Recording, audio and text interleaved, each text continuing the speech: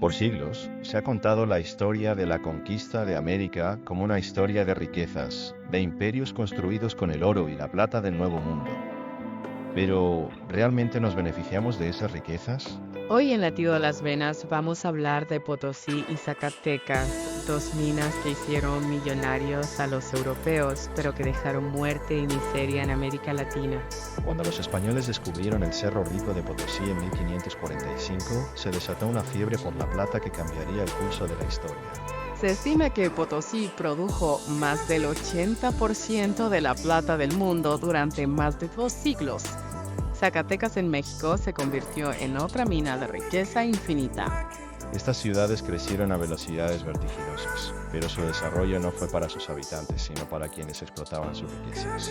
Para entender la magnitud de lo que ocurría, hay que saber que Potosí llegó a ser más grande y rica que Londres o París en su época.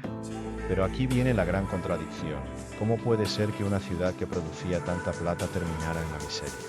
La riqueza de Potosí y Zacatecas se construyó sobre la sangre de millones de indígenas y esclavos africanos.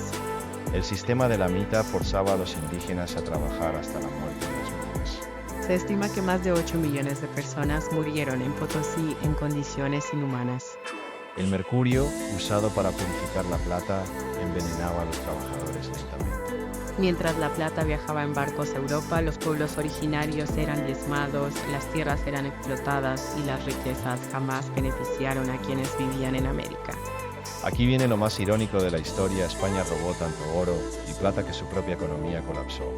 Al traer tanto metal precioso, su moneda perdió valor. Se endeudaron con banqueros europeos que terminaron apropiándose de la riqueza.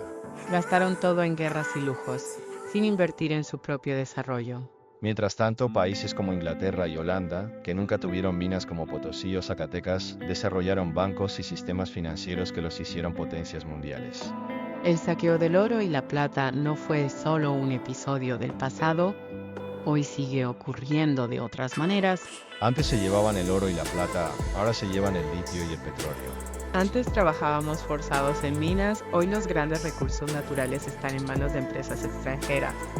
Las riquezas de América Latina siguen beneficiando a otros, mientras los pueblos que las producen siguen sumidos en la pobreza. Por eso entender la historia no es solo mirar al pasado, sino entender cómo sigue funcionando el mundo hoy.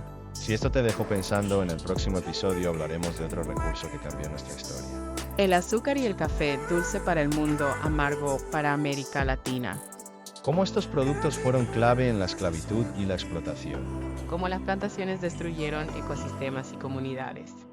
¿Quiénes fueron los verdaderos ganadores de estas industrias? Síguenos en Instagram, TikTok y YouTube, donde seguimos compartiendo contenido exclusivo sobre nuestra historia. Esto es Latido de las Venas. La historia sigue latiendo.